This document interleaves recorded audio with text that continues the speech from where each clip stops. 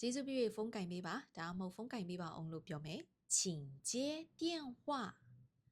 请接电话请接电话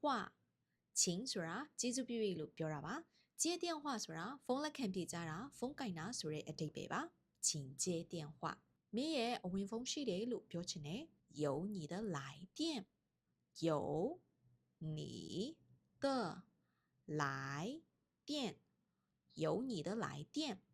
有ဆိုတာကရှိတယ်ပေါ့你的ဆိုတော့မင်းရဲ့来电ဆိုတာဖုန်းအဝင်ကိုခေါ်တာပါအဝင်ဖုန်းပေါ့နော်有你的来电ငါမင်းကိုဆက်သွယ်လိုက်ပါမယ်我联系你我联系你我联系你我ဆိုတာကျွန်တော်ကိုပြောတာ联系ဆိုတာဆက်သွယ်တယ်你ဆိုတာသင်မင်းပေါ့我联系你ငါမင်းကိုဆက်သွယ်လိုက်ပါမယ်ကျေးဇူးပြု၍အမှားစကားခြံထားခဲ့ပါ请留言请留言请留言请ဆိုတာကျေးဇူးပြု၍留言ဆိုတာအမှားစကားခြံထားတာမျိုး comment ခြံထားတာမျိုးလို့လည်း留言လို့ပြောလို့ရပါတယ်ဖုန်းလွှဲပေးပါမယ်လို့ပြောချင်တယ်我帮你转接我帮你转接我帮你转接我ဆိုတာကျွန်တော်ကိုပြောတာ帮你ဆိုတာမင်းကိုကူညီပေးတာ转接ကကြတော့ဖုန်းလွှဲပေးတာမျိုးကိုခေါ်တာ帮你ဆိုတာကတော့ကူညီတယ်ဆိုပေမဲ့ဒီမှာရဲ့အတိတ်ပဲကတော့လုပ်ပေးမယ်လွှဲပေးမယ်ဆိုတဲ့အတိတ်ပဲမျိုးပါ我帮你转接အမင်းကိုဖုန်းလွှဲပေးပါမယ်ဖုန်းလွှဲပေးမယ်လို့ပြောတာပါကျေးဇူးပြု၍ဖောက်တယ်ကိုဆက်သွယ်ပေးပါလို့ပြောချင်တယ်请联系客户请联系客户请联系客户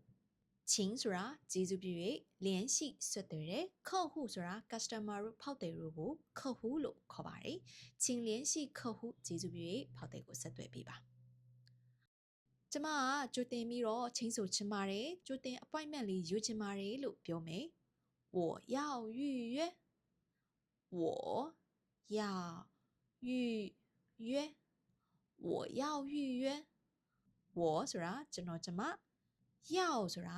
ချင်းနဲ့预约ကြိုတင်ချင်းဆိုတယ်ကြိုတင် appointment လေးလုပ်တာမျိုးကိုခေါ်တာပါ我要预约ဆိုတော့ကြိုတင်ပြီးတော့ appointment လေးလုပ်ချင်ပါတယ်လို့ပြောတာအရင်ဆုံးစစ်ဆေးလိုက်ပါမယ်我调查一下我调查一下我调查一下我调查一下我ဆိုတာကျွန်တော်